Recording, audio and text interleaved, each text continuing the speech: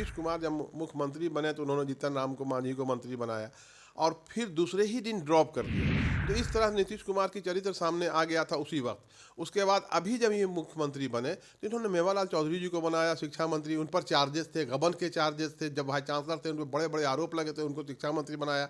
जब आप मीडिया वालों ने और बिहार के लोगों ने दबाव दिया तो उनको ड्रॉप करना पड़ा। आज जिस तरह से इस मंत्रिमंडल में भूमियारों का अपमान, भूमियारों को अपमानित करने का काम किया गया है या भूमियारों को इग्नोर करने का काम किया है, आने वाले दिनों में इनको भुगतना पड़ेगा। भूमिहार बिहार में वो शक्ति है जो किसी वक्त भी किसी को तख्ता पलटने के लिए तैयार रहती है, संघर्ष करने के लिए तैयार रहती है, माहौल बनाने के लिए तैयार रहती है और माहौल बिगाड़ने के लिए भी तैयार रहती है। अगर नीतीश कुमार ने पूरे कार्यकाल में अल्पसंख्यकों का शोषण किया, अल्पसंख्यकों को गुमराह करने का काम किया, अल्पसंख्यकों को सब्ज बाग दिखाने का काम किया। इस बार भी जो मंत्रिमंडल में लिया है तो उसमें एक इतना बड़ा चेहरा शाहनवाज हुसैन था जो उनके साथ बीजेपी से थे, उनको उद्योग वैसा मंत्रालय दिया जो बिहार में उद्योग मंत्रालय का कोई मतलब नहीं। स्टार न्यूज़ फाउंडेशन देख रहे हैं और मैं आपके साथ रंजन सिंह। कल कैबिनेट का विस्तार हो गया है जिसमें इस बार जो है 19 नए चेहरे को मौका मिला है। हमारे साथ बातचीत करने के लिए आज़मी बारी हैं जो कि कांग्रेस के प्रवक्ता हैं। हम उनसे जानते हैं कि जब कल कैबिनेट विस्तार हुआ है तो इसको कैसे देखते हैं सर? देखिए, इस कैबिनेट विस्तार में पहली बार हुआ है कि मंत्रिमंडल गठन के बाद इतने दिनों के बाद विस्तार हुआ है और नीतीश कुमार का जो चरित्र था, जो सोच थी, वो समझ थी, वो सामने उजागर होकर आई है। नीतीश कुमार जब मुख्यमंत्री बने तो उन्होंने जीतन राम को मांझी को मंत्री बनाया और फिर दूसरे ही दिन ड्रॉप कर दिया कि भाई हम किसी भी तरह से दागी व्यक्ति को अपने मंत्रिमंडल में नहीं रखना चाहते हैं। फिर कौन सी परिस्थिति हो गई कि उन्होंने उनको मुख्यमंत्री बनाने का काम किया और मुख्यमंत्री बना के फिर अपमानित करके निकालने का काम किया।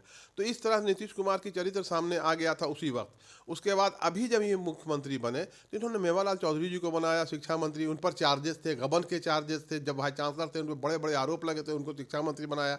जब आप मीडिया वालों ने और बिहार के लोगों ने दबाव दिया तो उनको ड्रॉप करना पड़ा। अब फिर जब विस्तार किया है तो लेस्ली सिंह जैसी लेडीज़ को बताया है जिस पर अभी हम देख रहे हैं कि कितने चार्जेस हैं।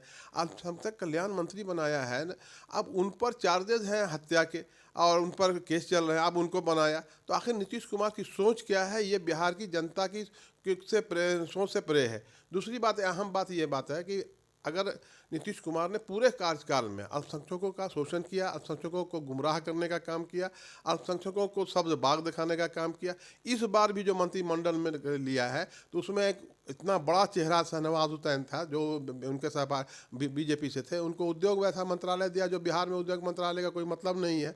एक दूसरे को बनाया तो अल्पसंख्यक दिया।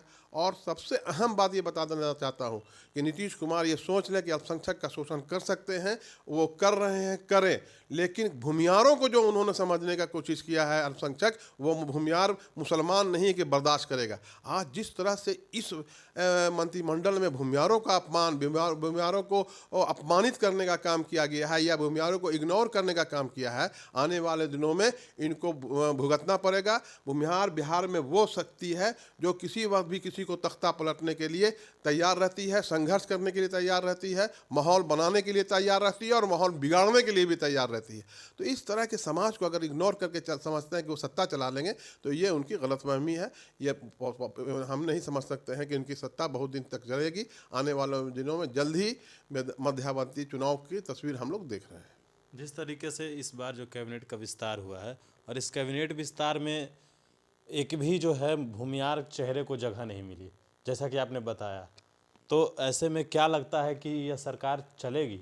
नहीं, हम पहले कहा बिल्कुल पहली बार मेरी जानकारी में, मेरे याद में ऐसा मंत्रिमंडल मैंने कभी नहीं देखा। अपने 25 साल के राजनीतिक जीवन में पहला मंत्रिमंडल देख रहे हैं।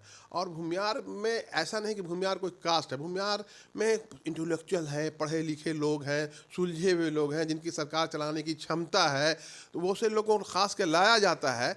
लेकिन इस बार तो देखा यह जा रहा है कि इनको तो सरकार चलाने की ज़रूरत ही नहीं, बस रूटीन की टाइप से सरकार चला रहे हैं, फाइल आ रही है, सिग्नेचर कर रहे हैं, जा रहे हैं।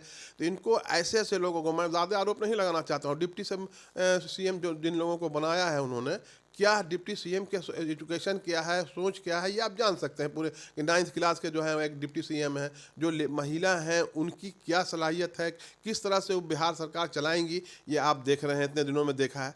तो आने वाले दिनों में इनको चाहिए था कम से कम ऐसे लोगों को भी मंत्रिमंडल में रखते जिससे बिहार उन्नति, तरक्की, प्रगति की राह पर चलता। लेकिन अब लगता है कि बिहार विकास के रास्ते जाने के बजाय विनाश के रास्ते पर चलने पर मजबूर होगा। मंत्रिमंडल का विस्तार हुआ और इस बार भूमियारों के जो है एक भी जो है मंत्री नहीं मिले हैं। और जिस तरीके से भूमियार के जो समाज तमाम जो जाति हैं, कल ज्ञानू सिंह ज्ञानेंद्र ने भी जो है सवाल उठाए कि जो पिछड़ी जाति है उसको पूरी जगह मिली है और अगड़ी जाति को जगह नहीं मिली है। अब देखने वाली बात ये होगी कि आखिर जब भूमियार को जगह नहीं मिली है तो आने वाले समय में सरकार कैसे चलती है। बने रहिए न्यूज़ फाउंडेशन के साथ। नमस्कार।